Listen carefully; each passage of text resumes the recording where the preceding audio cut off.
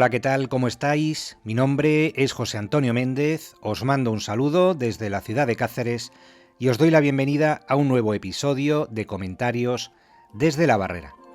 Bajo este gélido frío que nos acompaña ya desde hace algunos días, hoy contamos de nuevo con la presencia de Diego César Pedrera, que en esta ocasión viene a hablarnos de los alumbrados de Llerena, secta implantada en España a comienzos del siglo XVI, que fue perseguida por la temida Inquisición al ser considerada como una herejía que iba en contra de los dogmas de la fe católica.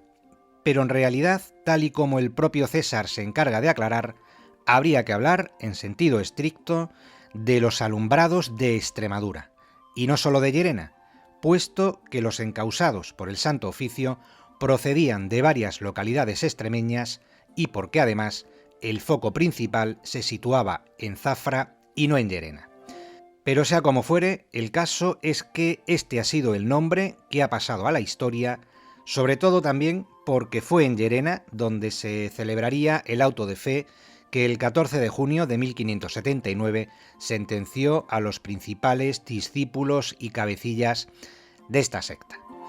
Así que os invito a que iniciemos juntos este viaje y a que conozcáis, entre otros, a Fray Alonso de la Fuente, que fue el dominico que se encargó de perseguir a los alumbrados de una manera tan obsesiva que al principio hasta la propia Inquisición dudaba de la veracidad de sus investigaciones.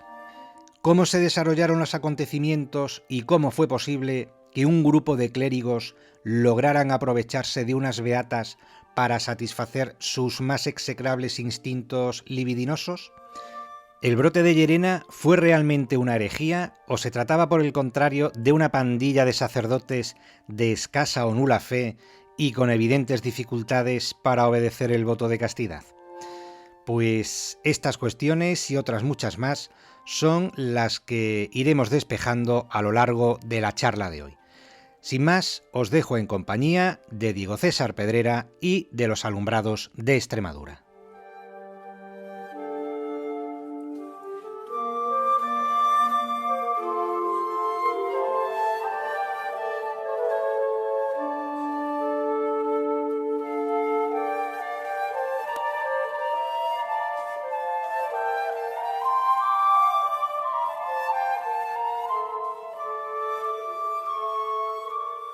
Don Diego César Pedrera, muy buenas noches y bienvenido un día más a Comentarios desde la Barrera. César, ¿qué tal? ¿Cómo estás, amigo? Muy bien, Méndez, muchas gracias por invitarme de nuevo y encantado de charlar contigo. Pues César, si no me equivoco, esta es la quinta colaboración en el podcast dentro de tu sección En la Brecha. Ya hemos hablado de las Urdes, hemos hablado de los héroes de Covadarsa, del crimen de Berzocana y del padre Revilla, que ha sido el último de ellos, creo que no me dejo ninguno atrás. Y hoy nos propones un tema totalmente distinto. Sin adelantar muchos datos, César, así a modo de esquema, ¿cuál es el tema que has elegido para hoy? Pues vamos a hablar de los alumbrados de Extremadura. Es un tema delicado y comprometido, el de esta secta o movimiento religioso que tuvo lugar en la España de los siglos XVI y XVII. Y digo delicado porque ni los propios investigadores en la materia que han abordado este asunto se ponen de acuerdo porque hay controversia. Sí, hay grandes escritores, ¿no? Gregorio Marañón, Menéndez Pelayo, ¿no? Que han hablado Álvaro sobre Huerga. Álvaro Huerga, recientemente fallecido, ¿no? En el 2018, creo.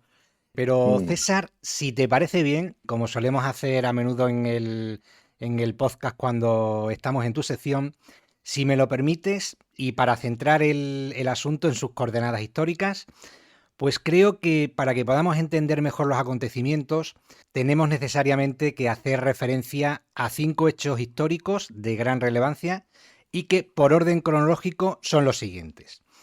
En primer lugar, la creación de la Inquisición en la Corona de Castilla el 1 de noviembre de 1478, a raíz de la correspondiente bula promulgada por el Papa Sixto IV a petición de los Reyes Católicos, y que buscaba como objetivo principal pues mantener la unidad religiosa y la ortodoxia católica, que, como bien sabemos, pues era uno de los pilares en los que se basaba la fortaleza de la monarquía hispánica y del futuro imperio de los Austrias. Entonces tenemos, César, que a partir de esa fecha, de noviembre de 1478, el Tribunal del Santo Oficio iba a perseguir sobre todo las prácticas judaizantes de los conversos, así como las de los protestantes y la de los moriscos. En segundo lugar, el segundo hecho relevante para el asunto que nos ocupa es el de la conquista de Granada, que tiene lugar el 2 de enero de 1492 y que puso fin al largo proceso de la Reconquista. El tercer hecho histórico que yo considero relevante para, como digo, bueno, pues para que nos quede un poco más claro el tema de los alumbrados de Llerena, es la expulsión de los judíos, cuyo edicto de expulsión pues se firma precisamente en Granada el 31 de marzo de 1492 y eso sí, bueno, se les daba a los súbditos judíos de plazo hasta el 31 de julio de ese mismo año para elegir entre aceptar el bautismo o abandonar definitivamente el país. Con lo cual tenemos que suponer que muchas de esas conversiones no fueron ni mucho menos sinceras, sino que fueron obligadas por las necesidades del momento. En cuarto lugar, también me gustaría hacer referencia a la Reforma Protestante, iniciada por el fraile agustino Martín Lutero en 1517, clavando sus famosas 95 tesis en la puerta de la iglesia de Wittenberg y que puso patas arriba a la Iglesia Católica. Y en quinto y último lugar, también me gustaría señalar la expulsión de los moriscos en el año 1610 durante el reinado de Felipe III, aunque bueno, este último hecho tiene lugar con posterioridad a los acontecimientos de Llerena en los que nos vamos a centrar, pero que creo que es necesario, como digo, hacer referencia para poner las cosas en contexto. Don César, hecha esta introducción, este contexto histórico en el que aparece y se desarrolla la herejía de los alumbrados, pues ahora sí, vamos de lleno con el asunto que nos ocupa. ¿Quiénes fueron los alumbrados, César, y cuáles fueron sus primeros focos de asentamiento en España? ¿Por qué se les considera una herejía, César? Bueno, los alumbrados se les llamó alumbrado o dejado o iluminados también, este último término nada que ver con los Illuminati, ¿no?, de las conspiraciones. Lo de los alumbrados se les llama así porque sienten la lumbre, o sea, los miembros de esta secta o del movimiento religioso sienten la lumbre, ¿no?, la llamada ardiente de Dios. Dejados también porque se dejan caer, se desmayan en medio de éxtasis y visiones. También dejados porque abandonan todo trato con la comunidad, siguiendo solo los dictados de sus supuestos maestros, que en la mayoría de los casos, ciñéndonos al caso extremeño, pues solo serán clérigos depravados que saben aprovecharse de la ignorancia de sus devotos. O sea que aquí sí que es verdad que los alumbrados es una corriente típicamente española, aunque sí que es verdad que se nutre de los postulados que surgen de esa reforma de Lutero y más tarde de la Contrarreforma Católica. Es un periodo donde la Iglesia Católica sufre un brusco vuelco, donde nace una nueva espiritualidad que rompe con la del medievo. Aquí estamos ya en el Renacimiento, surgen las ideas erasmistas, el humanismo, ideas que lo que pretenden es de mejorar a la Iglesia cristiana, o por lo menos limpiar la imagen que ésta proyectaba a sus fieles, porque durante toda la Edad Media, bueno, el comportamiento de papas, obispos, cardenales, daban un pésimo ejemplo, ¿no? Ahí, sin ir más lejos, están los Borgia. Y claro, los primeros brotes de esta secta aparecen en Toledo y en Madrid allá por el año 1520, y bueno, y a raíz de ahí, pues, se van extendiendo por la provincia de Badajoz, Portugal y buena parte de Andalucía. Incluso surgen brotes en América, ¿no? ¿Qué hay También que en decir? Guadalajara, ¿no, Claro, César? Guadalajara y Valladolid, ¿no? Incluso, sí, sí. Escalona también. Aquí lo que pasa es que nace otra manera de interpretar la relación que el creyente tiene con Dios. Es una renovación cristiana, que en muchos casos pues, va a chocar con ese dogma que sigue promulgando la Iglesia Católica. A ver, los alumbrados buscan una comunicación directa con Dios. O sea, aquí ya no valen intermediarios, no valen sacramentos, ni oficios religiosos. Solo a través de la contemplación, de la oración mental y de una serie de ejercicios espirituales más íntimos y personales, parece ser que se llega a esa comunicación con Dios. Esta corriente y otras muchas que van a aparecer en este siglo están convencidas de que la salvación solo puede ser adquirida a través de la fe en Jesucristo y no necesariamente con el concurso de la Santa Madre Iglesia. Y claro, pues aquí a la Iglesia se le acaba el chiringuito, por decirlo de alguna manera, ¿no? El tema de misa, oficios religiosos y demás, ¿no? También es importante recalcar que durante esta etapa nacen los místicos, ¿no? O surgen, ¿no?, los conocidos como místicos, por citarte algunos, Santa Teresa de Jesús, San Juan de Ávila y su discípulo y amigo Fray Luis de Granada, San Ignacio de Loyola, que será el fundador de la Compañía de Jesús. Y ojo, tampoco debemos confundir, ¿no? Porque estos que he citado no se salieron del patrón establecido, de hecho algunos son santos, aunque sí tuvieron sus más y sus menos con el Santo Oficio. Y es al albur, como digo, ¿no?, de esta nueva corriente espiritual cuando aparecen los alumbrados. Los alumbrados, César, que algunas de las prácticas que profesaban y que chocaban con la Iglesia Católica, pues por ejemplo, negaban el infierno, ¿no? Negaban la presencia real de Cristo en la Eucaristía, creían más en la oración íntima que en la verbal, es decir, rezar de cara al exterior, ¿no? Vocalizando, verbalizando las oraciones. Menospreciaban los sacramentos también, ¿no? Negaban el valor de las indulgencias y de los perdones del Papa, que aquí sí que creo que tiene un entronque, ¿no?, una conexión con los protestantes. Y bueno, la verdad es que este panorama, pues como digo, ¿no?, chocaba frontalmente contra la Iglesia, que en la época pues era la Santa Iglesia romana y apostólica, ¿no? El que iba contra la Iglesia, César, iba contra el sistema, ¿no? Sí, y para eso surge la Inquisición, ¿no? La Inquisición es un órgano de represión, ¿no? Bueno, pues para tener a todo en brea, ¿no? Y aquel que se aparte, ya digo, que es que no solo hablamos de los alumbrados, hablamos de protestantes, hablamos de molinistas, hablamos de quietistas, porque durante este periodo surgen muchas desviaciones. Ya digo, muchas de ellas, pues digamos que lo único que pretenden es mejorar esa comunicación con Dios y denunciar pues el comportamiento, ¿no?, de ciertos prelados de la Iglesia que no dan el ejemplo, ¿no?, que exige la fe en Dios, ¿no?, o la fe cristiana. La controversia como decía al principio, de los alumbrados, es que habiendo una fachada, digamos, como para mejorar la Iglesia o para mejorar esa comunicación con Dios, bueno, pues detrás de todo esto se cometen abusos, ¿no?, contra devotas, sobre todo, ciñéndonos en el caso extremeño, como digo, aquí a las beatas, como se conocía a las mujeres, bueno, pues son engañadas y curas, porque los alumbrados aquí en Extremadura es un movimiento que surge dentro de la Iglesia Católica. Aquí hay una serie de personas que, amparándose en esta nueva fe, en esta nueva corriente ideológica, pues lo que hacen es engañar a las mujeres y abusar de ellas. En relación con esto que estás comentando, César, por eso hay autores que mantienen que los alumbrados extremeños, más que una separación de la ortodoxia católica, perdón, incluso hay algunos que se niegan a llamarla herejía porque lo tildan como un caso de abuso por parte de los prelados, de los curas, con respecto a las beatas, que se aprovechaban de ellas y que era una cuestión pues de favores sexuales, ¿no?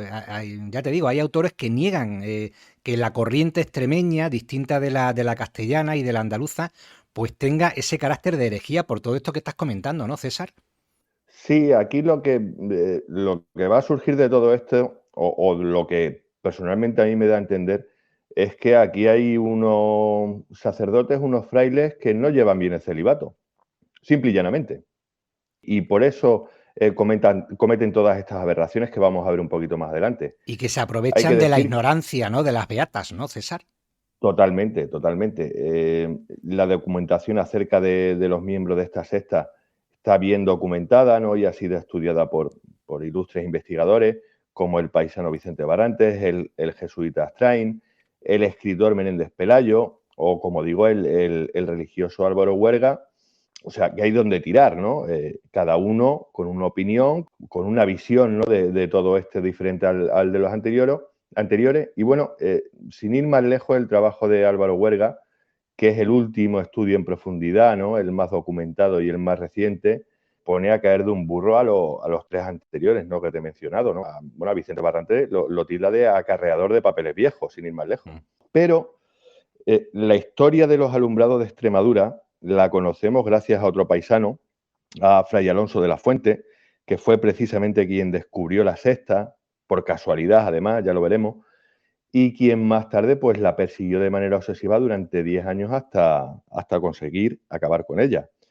Hay que decir que todos los investigadores beben de ella, ya que a lo largo de esa persecución pues el fraile dominico no dejó de poner por escrito, tanto en cartas como en memoriales, pues sus avances y las zancadillas que le fueron puestas a lo largo de todo este proceso. Yo, si me permites, César, y antes de adentrarnos en la figura de Fray Alonso de la Fuente, que es el catalizador, ¿no? del auto de fe de Llerena, pues comentar simplemente que los alumbrados en España adquieren carta de naturaleza, por así decirlo, pues a partir del Edicto de Toledo de 1525, promulgado el 23 de septiembre por el inquisidor general Alonso Manrique, que desembocó en el auto de fe de julio de 1529, donde se sentenció a los cabecillas del grupo de Guadalajara, que eran la beata Isabel de la Cruz y Pedro Ruiz de Alcaraz. Sobre todo, la mayoría de los autores apuntan a que Pedro Ruiz de Alcaraz era el verdadero cabecilla, que en aquella época, en 1529, bueno, pues era un hombre de 45 años, casado, padre de 10 hijos y era descendiente de conversos. Como vamos a hablar de los alumbrados en concreto ya de Llerena y del auto de fe que tiene lugar en esa localidad, pues simplemente también, César, bueno, pues para que el oyente sepa que era un auto de fe así grosso modo, pues decir que era un acto público organizado por la Inquisición en el que los condenados por el tribunal ajuraban de sus pecados y mostraban su arrepentimiento. El primer auto de fe, por lo que yo he podido documentarme, César, tuvo lugar en Sevilla el 6 de febrero de 1481, pero uno de los más conocidos fue uno que tuvo lugar en Córdoba en 1504, donde fueron quemadas vivas 107 personas, hombres y mujeres. Posiblemente, dicen la mayoría de los autores, que fue el mayor auto de fe que hubo nunca. Y César, ya si quieres, sí, entramos en materia concreta en cuanto al foco de Llerena, y me gustaría que nos hablaras un poco del dominico Alonso de la Fuente, que era natural de Fuente del Maestre, y eso, explícanos un poco quién era este fraile. Pues sí, este señor es el que nos va a adentrar en la historia de los alumbrados. Hay un dato porque, como tú dices, los alumbrados de Llerena, aquí hay una duda, son los alumbrados de Extremadura. ¿Qué pasa? Que se los conoce como los alumbrados de Llerena, que no fue precisamente el foco, ¿no? de esta secta, sino Zafra, pero que muchos investigadores caen en ese error porque es que se les condenó finalmente en Llerena. Ninguno era de Llerena, Lo ¿no, César? sentenciaron. Sí, creo que había una de las beatas era de Llerena, Uh-huh. o sea, tan solo una. Pero claro, muchos investigadores caen en ese error, pues claro, como el auto de fe se hizo en Llerena ya ya lo veremos más adelante, en el 1579, pues Barrantes, sin embargo, por citarte alguno, habla de los alumbrados de Llerena, cuando los alumbrados eran de Extremadura, o sea, eran sobre todo de la provincia de Badajoz. Y el foco más importante estaba en Zafra. Bueno, y aclarado esto, bueno, pues como tú has dicho, Fray Alonso de la Fuente nace en Fuente del Maestre, allá por el año 1533, es hijo de una familia de hidalgos, de cristianos viejos, gente que no tenía la sangre mezclada ni con moros ni con judíos. A esa Extremadura que le ve crecer van llegando los ecos de la conquista al otro lado del mundo, ¿no? Balboa ya ha descubierto el Océano Pacífico, Cortés ha derrotado el Imperio Azteca, Pizarro ha hecho lo propio con el Inca. Según el historiador Vicente Vallée, Extremadura en ese tiempo es una tierra esquilmada de sus mejores hombres, ¿no? que han partido a las Américas en busca, pues eso, de oro, de gloria. Aquí habría que echar números, ¿no? Manejar cifras. Yo las que tengo encima de la mesa, bueno, no es que sean muy rigurosas, ¿no? Pero te puedo citar que entre 25.000 y 35.000 personas de las dos provincias emigran durante el siglo XVI y los primeros años del siglo XVII, la mayoría varones, y eso sin contar pues, los que marchaban a las guerras de Italia, de Flandes o de Francia. Y claro, estaría bien, ¿no? Saber el impacto, ¿no? de esa población masculina con todo esto que vamos a contar de los alumbrados. También en Extremadura, según citan Marañón o Menéndez Pelayo, también se habían asentado nutridas comunidades de judíos y de moriscos conversos. También hay mucho religioso, mucho cura, mucho fraile, mucha monja. Esto se entiende por la ley del mayorazgo. La ley del mayorazgo básicamente, pues bueno, viene a decir que es el primogénito quien hereda el patrimonio familiar, el que lo tenga, y claro, pues los segundones y los hijos restantes pues han de buscarse la vida. ¿Qué pasa? Pues que una buena porción de ellos acaban sirviendo en la iglesia, aunque carezcan de vocación alguna. Esto pueden ser algunos de los ingredientes, ¿no?, que alimenten toda esta trama de los alumbrados. En este contexto hay que decir, bueno, pues que en contra de lo que hemos dicho, Alonso de la Fuente siempre quiso ser religioso, muy aficionado desde bien chico, ¿no?, pues a lectura, muy aplicado en sus primeros estudios. Las crónicas nos cuentan que ya de joven pues era poco amigo de barullos y de tabernas. Él se traslada a Sevilla, que por aquellos entonces era la capital del mundo, o por lo menos la ciudad que conectaba dos mundos totalmente diferentes. Sus padres tienen intención, ¿no?, o tienen ese afán de que triunfe allí, residiendo en casa de un familiar durante algún tiempo, y más tarde pues toma los hábitos ingresando en la orden de los dominicos, ¿no?, que es un paso importantísimo que le cambiará la vida. Hay que decir respecto a la orden de los dominicos, ¿no?, que fue fundada por Santo Domingo de Guzmán y es una orden muy vinculada al Santo Oficio, ¿no?, a la Inquisición. De hecho, van de la mano, los dominicos y la Inquisición van de la mano. Sin ir más lejos, a Santo Domingo, a este hombre, se le conoce por la persecución contra los cátaros, ¿no? Y bueno, los dominicos durante ese siglo XVI pues se convertirán en los defensores de la ortodoxia católica frente a esa nueva corriente ideológica, como eran los protestantes, los calvinistas, los anglicanos, ¿no?, que venían de fuera, pero también a la vez, ¿no?, con esos movimientos nacionales como los propios alumbrados. Y bueno, por citarte un detalle, ¿no?, a los dominicos se les llegó a llamar los perros de Dios, ¿no?, los dominicanis. Sí, la Inquisición y los dominicos están tan unidos, César, que yo creo que el inquisidor general más famoso que ha pasado a la historia, Torquemada, era dominico, por ejemplo. Bueno, Entonces, sí, sí. Y bueno, y el dato que te he dado de Santo Domingo de Guzmán, esa persecución contra los cátaros, que surge antes de que nazca hasta la propia Inquisición, ya es un dato revelador.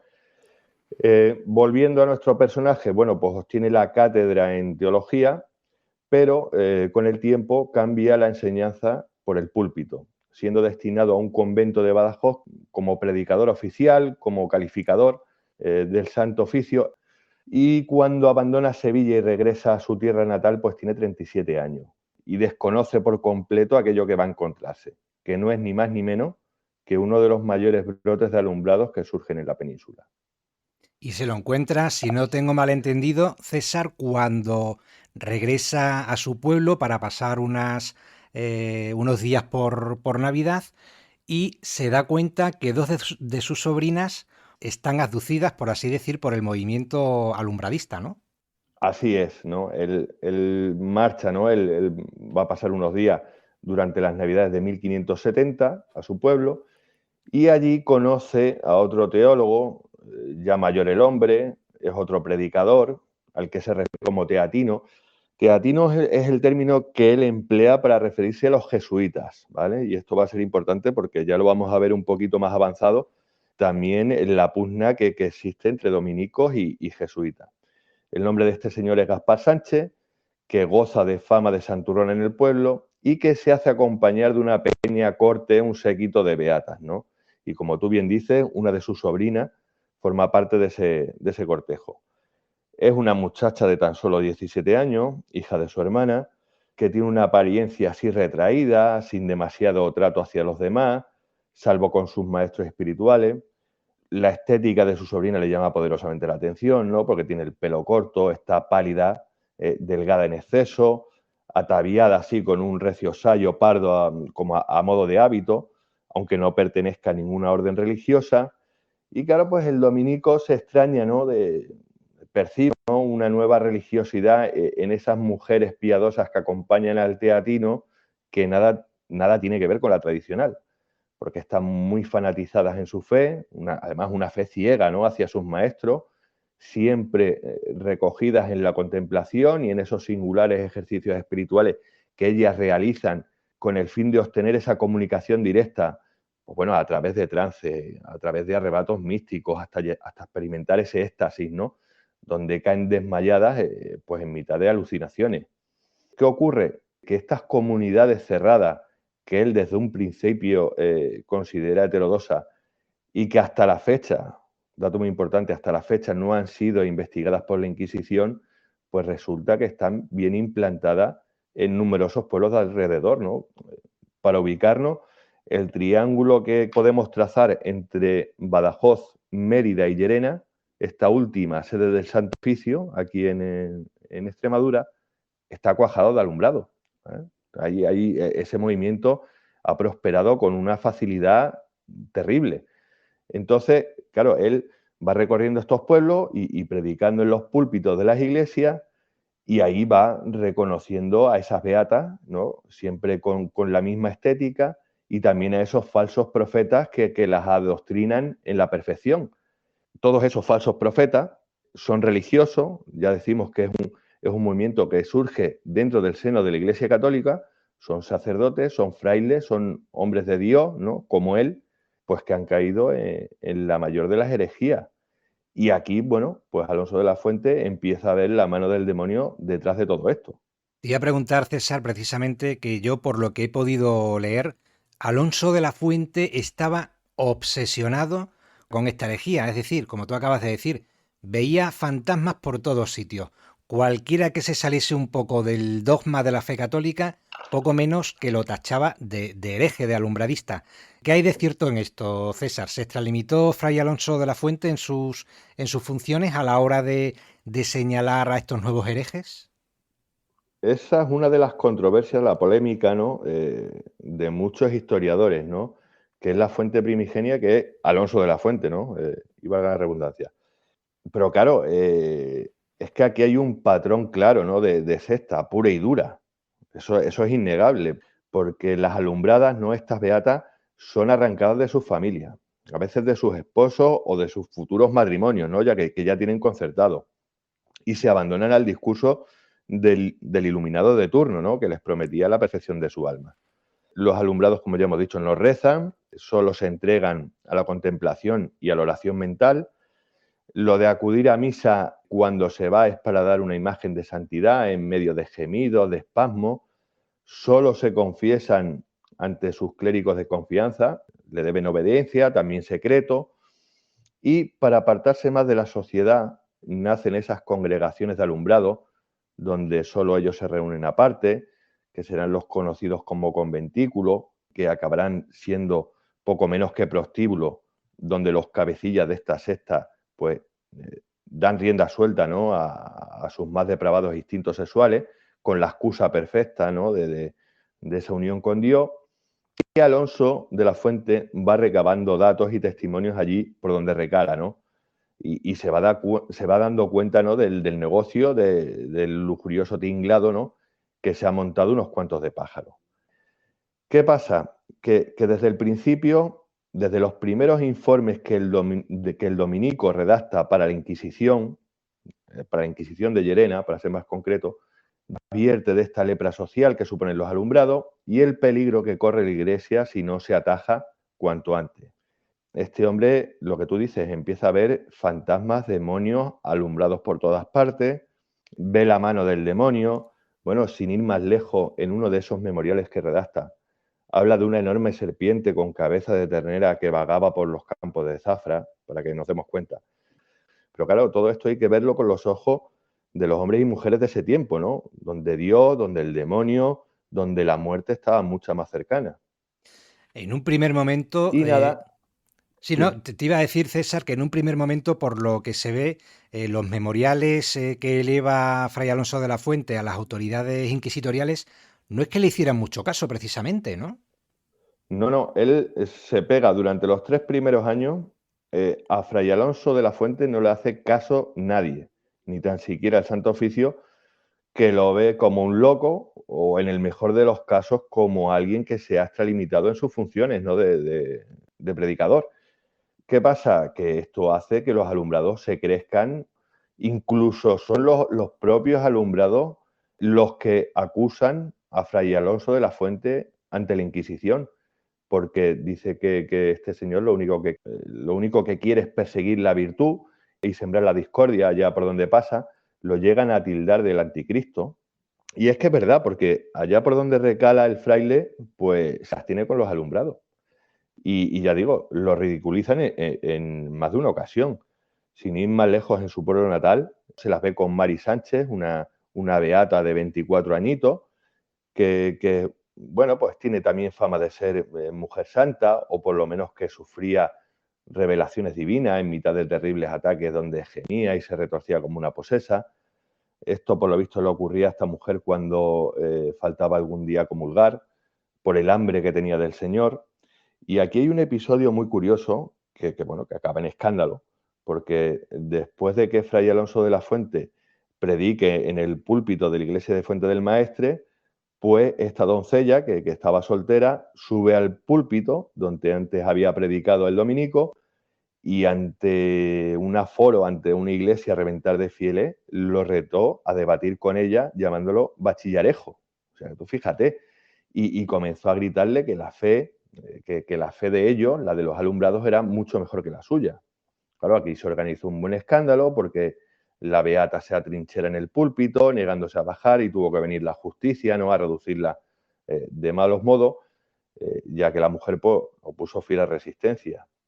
Y claro, esta mujer es detenida, es azotada, interrogada en prisión, incluso se le culpará de la muerte de una compañera suya de celda llamada Inés Alonso, a quien dice que estranguló con sus propias manos porque le hallaron sangre en las uñas. Y claro, es a raíz de esta detención y de este escándalo cuando el Santo Oficio, que hasta entonces ha estado viendo los toros desde la barrera, pues interviene y toma cartas en el asunto y envía allí al inquisidor Montoya, ¿no?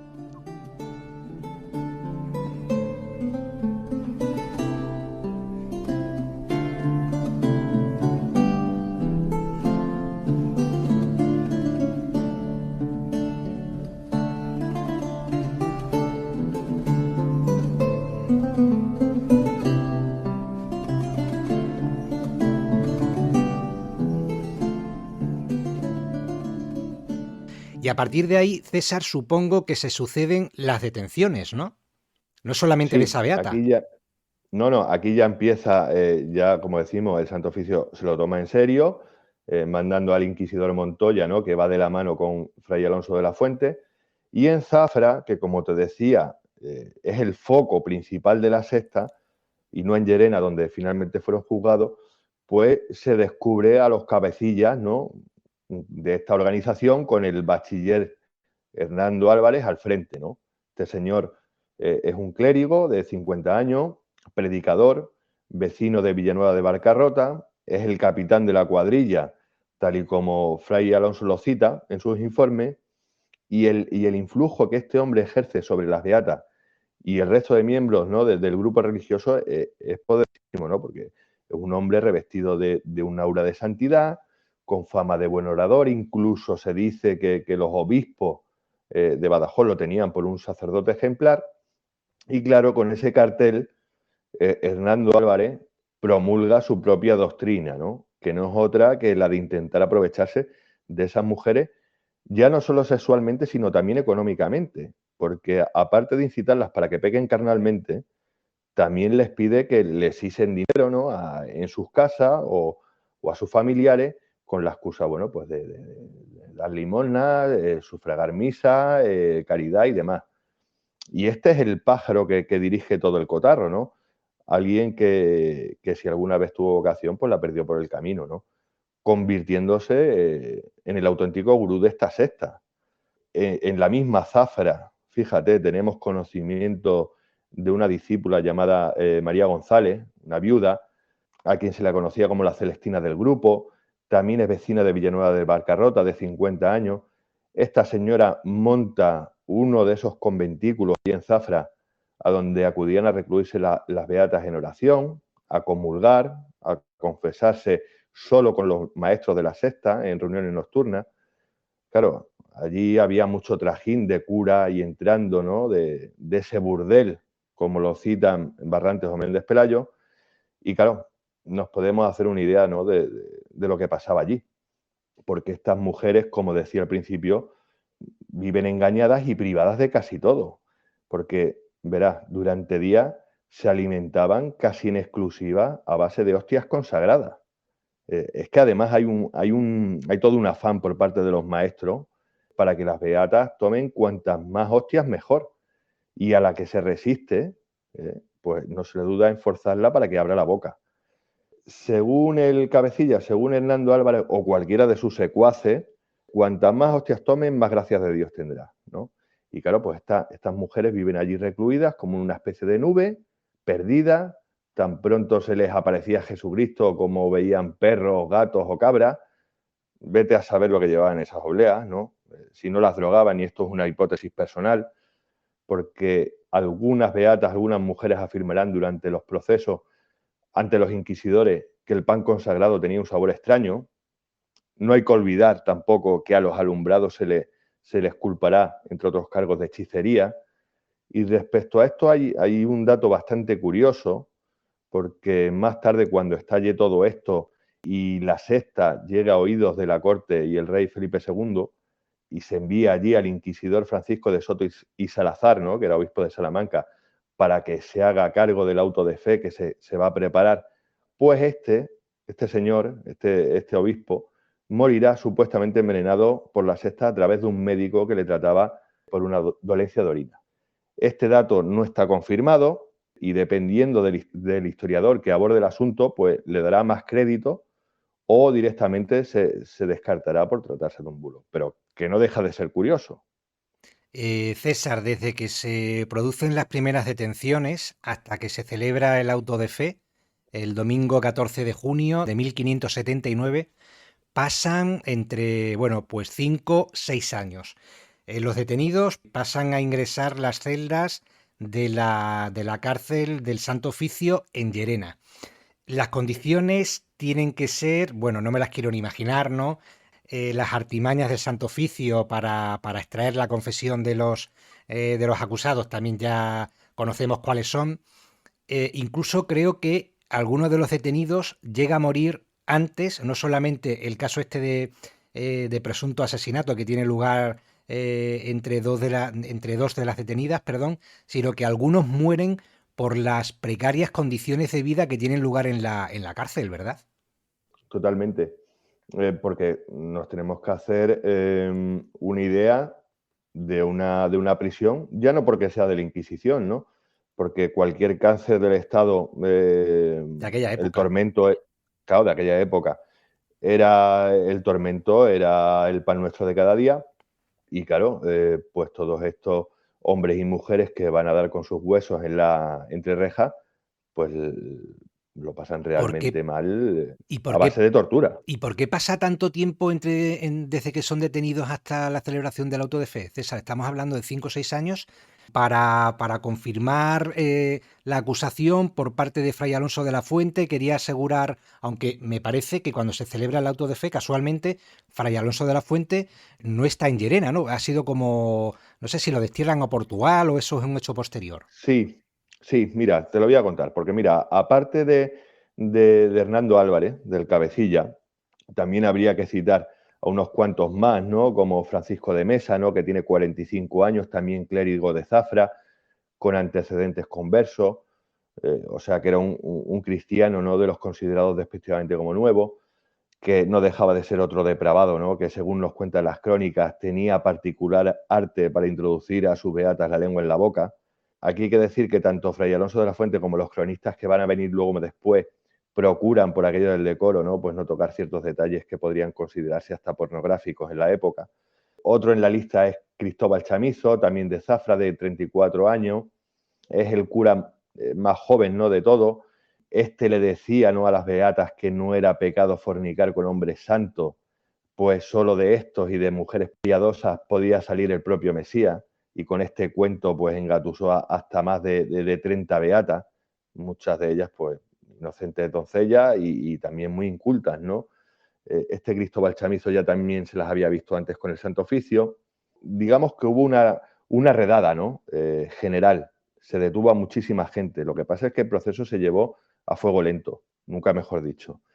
Hay también incluso un civil, un zapatero de Fuentes de León de 42 años, llamado Juan Bernal, que llega a redactar, confiado con que no estaba haciendo nada malo y que los alumbrados era sinónimo de virtud, ¿no? y de ser buen cristiano, pues redacta su propio memorial en defensa de esta secta y entregado en la corte de Felipe II. Y bueno, te puedo decir que en total son de todas esas primeras redadas que se hacen, se hace una criba y para adelante van 22 alumbrados. 12 hombres, 11 de ellos religiosos y 10 mujeres. Y 5 de ellos manchados, o sea, término empleado en la época para decir que tenían sangre judía. Pero es que tú fíjate, en ese afán, porque los feligreses no se aparten de las ceremonias tradicionales, de los ritos santos y antiguos, pues, y aquí yo creo que viene por qué se demora tanto el proceso, Fray Alonso no duda en poner el dedo acusador hacia los jesuitas, hacia los teatinos, ¿no? Como decía él, porque los hace máximos responsables de las nuevas doctrinas heréticas que intoxicaban la fe de los creyentes. Son acusaciones muy graves, además contra una organización católica como lo era la Compañía de Jesús. ¿Y por qué es esto? Porque entre los dominicos y los jesuitas había una guerra interna por el control de la Iglesia, por el poder de la Iglesia. Una especie de juego de tronos, ¿no? En la Santa Iglesia Católica, Apostólica y Romana, ¿no, César? Exacto. Se habla de una inquina personal del propio fraile contra sus hermanos, ¿no? Contra sus hermanos jesuitas. Pero es que también, y no se queda corto Fray Alonso, y también señala un par de obispos de haber permitido la propagación de alumbradistas. Aquí se encontraría el patriarca Juan de Rivera, que llegará a ser santo, llegará a ser canonizado, y su antecesor Cristóbal de Rojo. Ambos dos muy ligados a ese renacimiento espiritual de principios del siglo XVI y próximo a los fundamentos de los jesuitas. Entonces, claro, aquello era todo un despropósito, ¿no? Altos prelados de la Iglesia en convivencia con herejes. Entonces, aquí se forma un huracán que amenaza con generar incluso una grave crisis política y religiosa. Porque es que encima, envalentonado por ese triunfo, porque la Inquisición española comenzaba a hacerle caso, no duda en cruzar la frontera portuguesa en busca de más alumbrado. Y pone en la diana a un hermano suyo de hábito, el dominico Luis de Granada, otro religioso que ya había sido sospechoso de ser hereje después de escribir un libro estudiado a conciencia por teólogos e inquisidores de ese tiempo, por título El libro de oración y meditación, que es un libro muy revelador dentro de ese movimiento místico que no debemos confundirlo, ¿no? con esta depravación de unos curas que llevan mal el celibato. Y claro, este señor lo que hace es meter el palo en el avispero portugués, porque se da cuenta de que tanto Luis de Granada como los jesuitas están protegidos por la curia y por la corona lusa. ¿Qué pasa? Que él, el fraile, tiene mucha suerte porque abandona el país vecino antes de que los memoriales que le entrega sean leídos. Y eso le salva de ser arrestado por las autoridades portuguesas. Y quién sabe si no lo hubiesen quemado a él en la hoguera. Sí, sí. César, entonces, según nos estás contando, bueno, pues este, como digo, ¿no? Este Juego de Tronos dentro del propio seno de la Iglesia retrasa la celebración del auto de fe. No sé si quieres contar algo antes de que ya entremos de lleno, pues a relatar cómo tuvo lugar, cómo se celebró el auto de fe en 1579. Pues sí, mira, al poco de regresar Fray Alonso de la Fuente a España, es llamado a la corte. Él, muy iluso, piensa que va a ser felicitado, ¿no? Por los servicios que ha prestado en defensa de la fe católica, cuando en realidad lo que van a hacerle es leerle bien la cartilla por difamar en Portugal a los jesuitas y a su hermano de hábito, Luis de Granada. El cardenal Enríquez, que digamos que es la cabeza, ¿no?, de la Iglesia portuguesa y hermano del rey, pues pide explicaciones y exige un castigo ejemplar para el fraile, ¿no? Pues por haber metido los hocicos donde nadie le había llamado, incluso exigiendo la mediación papal si fuera necesario. Pero finalmente la sangre no llegó al río y bueno, a Fray Alonso lo que se le impone es como una especie de destierro a un convento de Andalucía con la prohibición de volver a perseguir a los alumbrados. Eso no fue óbice para que el proceso contra la secta fuera para adelante y así llegamos al auto de fe de Llerena del 14 de junio de 1579. Es decir, César, que el principal precursor de las acusaciones del auto de fe de Llerena, poco antes de celebrarse, pues podemos decir que cae un poco en desgracia ante las propias autoridades inquisitoriales, pero que eso no impide la celebración del acto. En ese auto de fe hay varios encausados, varios grupos de encausados, ¿no, César? Un primer grupo que podemos calificar como, bueno, pues particulares por cuestiones menores, ¿no? Hay un segundo grupo que es numeroso de bígamos, un tercer caso de falso testimonio y luego ya el plato fuerte, que es el de los alumbrados propiamente dichos. Pues César, te cedo la palabra y a ver qué nos cuentas de ese día, de ese auto de fe celebrado, si no me equivoco, en la plaza, ¿no?, de Llerena, ¿no, César? Efectivamente. Hay que recalcar, creo que lo has recalcado tú antes, pero también lo vamos a citar, ¿no? Bueno, que el proceso se prolongó bastante hasta ese auto de fe.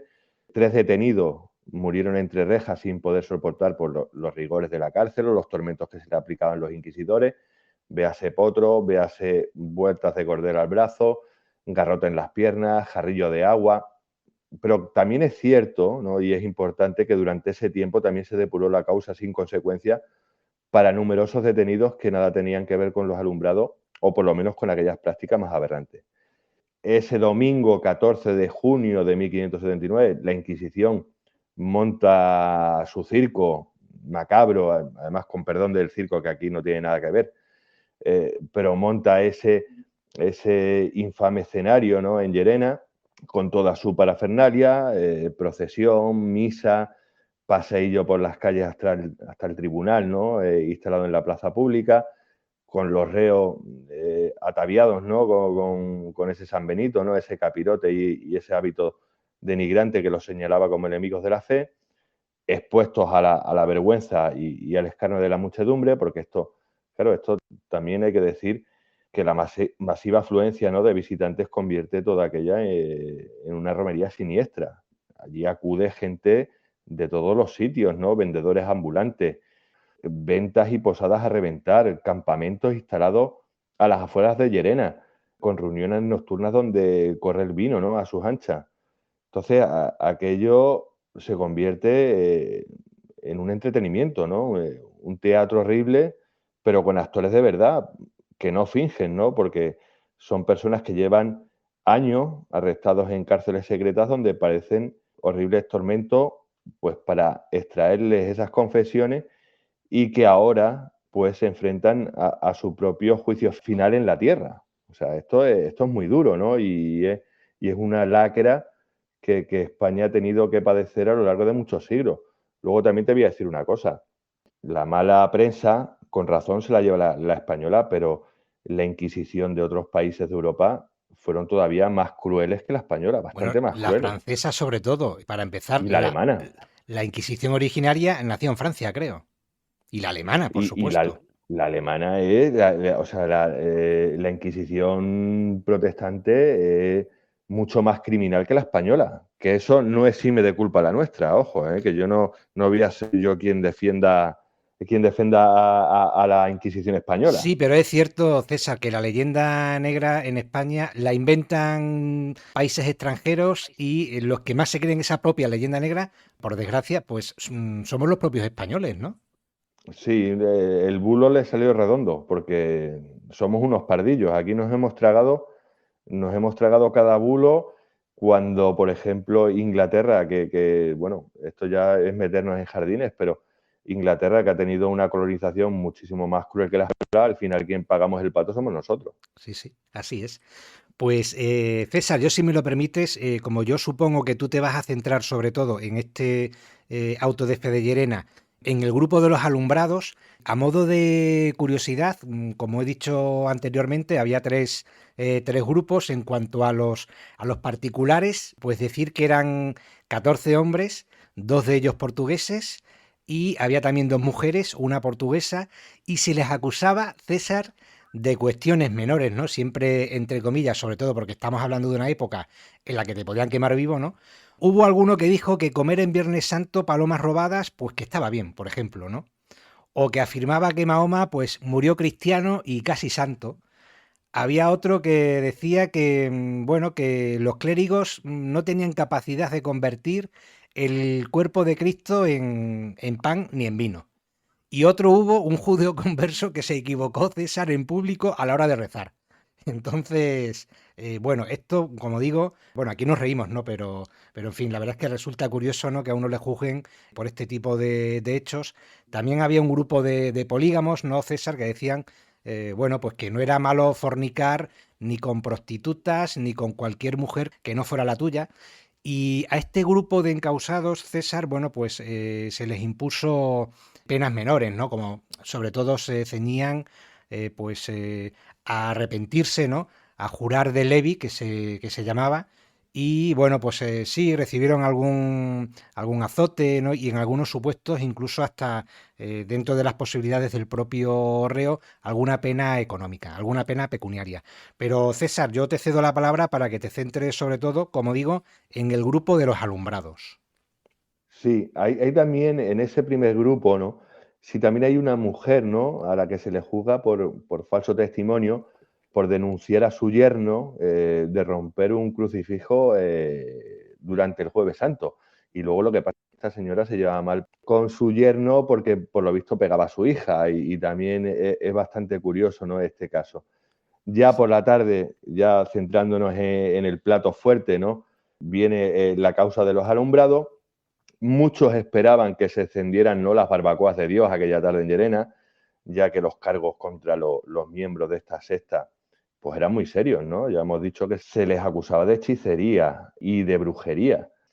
Y bueno, hay que decir que al final la cosa se llevó de una manera bastante lasa, ¿no? Esto dicho por los propios historiadores que han abordado el asunto, ya que la cosa no fue a mayores. Nadie fue relajado a brazo secular, que era la sentencia de muerte, ¿no? Y por lo tanto nadie fue quemado en la hoguera.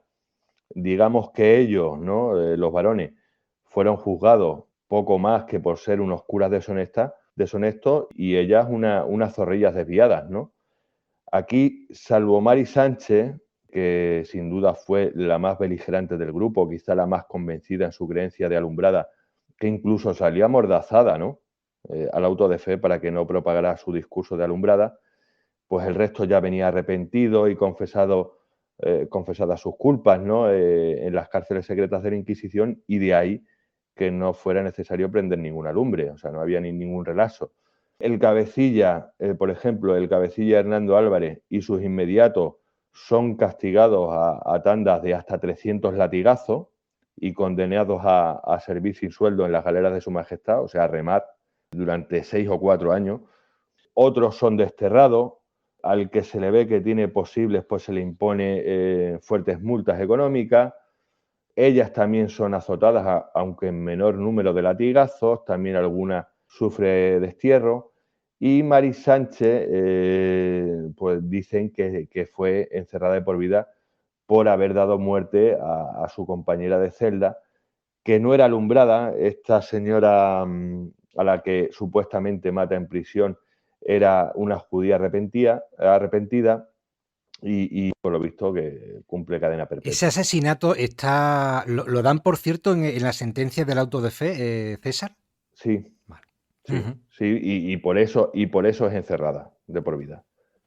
Y así concluye este auto de fe al que, fíjate, curiosamente no asiste Fray Alonso de la Fuente, que es el que destapa esta sucia trama de clérigos que se aprovechaban de sus devotas. ¿Cuántos, no sé si sabemos la cuantía, César, en total, cuántos clérigos y cuántas beatas fueron condenadas en el auto? Pues mira, ya digo que en un principio eran 22, la lista era 22, lo que pasa es que 3 murieron en la cárcel y la cosa se quedó en 19.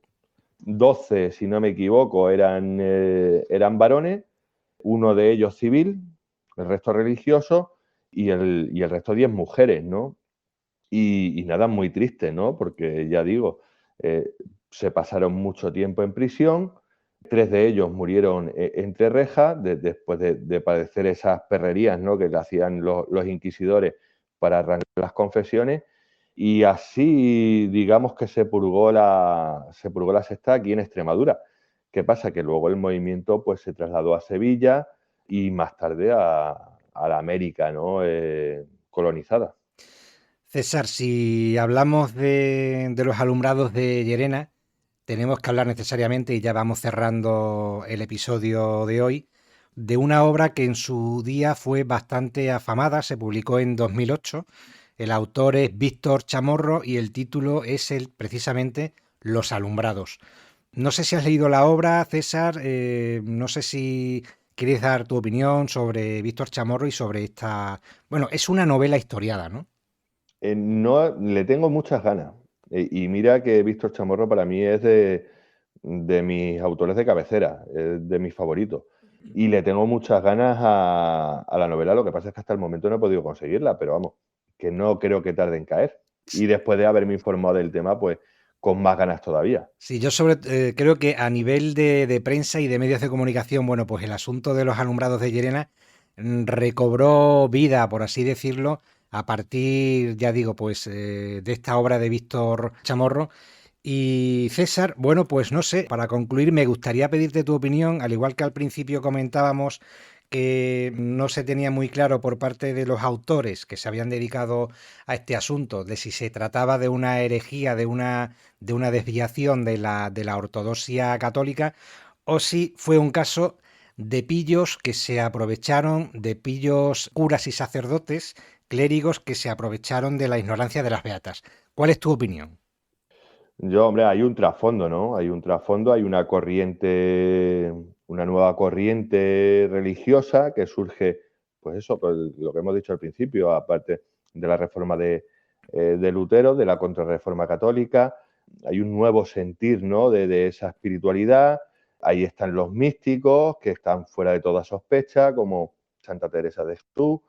Y yo creo que esa es la fachada, ¿no? Y aquí lo que pasa que aquí cuando viene el movimiento alumbradista a Extremadura, viene ya bastante desvirtuado y de eso se aprovechan una serie de clérigos que con la excusa perfecta, ¿no? de esa unión con Dios, lo que hacen es abusar de esas mujeres y se aprovechan de ellas, ¿no? Pero yo creo que aquí más que secta, bueno, es secta, es una secta, porque pues las condicionan, ¿no? Pues a base de obediencia, de secreto, solo pueden confesarse ante sus maestros, ¿no? Entre comillas. Y bueno, y aquí esto pues no tiene nada que ver ni con Dios, ni con la iglesia, ni con nada, ¿no? Y es simplemente unos desalmados que se aprovechan de la fe, ¿no? De las personas y de las buenas intenciones. Pues César, yo creo que podemos dar por terminado el episodio de hoy, salvo que quieras añadir alguna cosa. Yo lo de siempre, agradecerte tu tiempo y en este caso, nunca mejor dicho, gracias por iluminarlos con, bueno, pues con tu sapiencia, con tu sabiduría y darnos a conocer un hecho que sí es cierto que, bueno, pues está ahí, hay estudios, hay alguna que otra novela, como hemos comentado, pero yo creo que no es muy conocido a pie de calle, ¿no? Yo creo que no, la gente no tiene conocimiento, ¿no? Que surgió este brote. Bueno, para empezar, no creo que ni conozcan el brote alumbradista en la península. Y bueno, espero que la audiencia lo disfrute. Seguro que sí, César. Pues nada, muchísimas gracias por tu colaboración y te cito para el siguiente episodio de En la Brecha. César, un saludo y muchas gracias. Muchísimas gracias a ti, Méndez.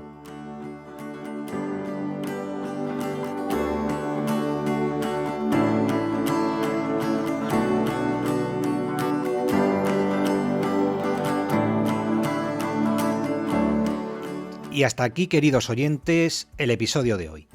Secta, herejía, desviación o picaresca. Esa sigue siendo una de las principales dudas que planean sobre los alumbrados de Extremadura. Para el que quiera profundizar más en el tema, os remito a la novela de Víctor Chamorro, publicada por la editorial Planteamiento en el año 2008. Eso sí, es posible que ya se encuentre descatalogada, pero podéis acudir a alguna librería de viejo o de segunda mano, que de esas hay muchas y bastante buenas por internet. Y hablando de internet, pues como digo, al que le haya gustado el episodio de hoy y se haya quedado con ganas de profundizar más en la materia, le sugiero, como no, que bucee por YouTube, porque se encontrará algún que otro documental que merece bastante la pena. Así que por mi parte, esto ha sido todo, me despido de vosotros hasta el próximo episodio, deseando que el de hoy haya sido de vuestro agrado.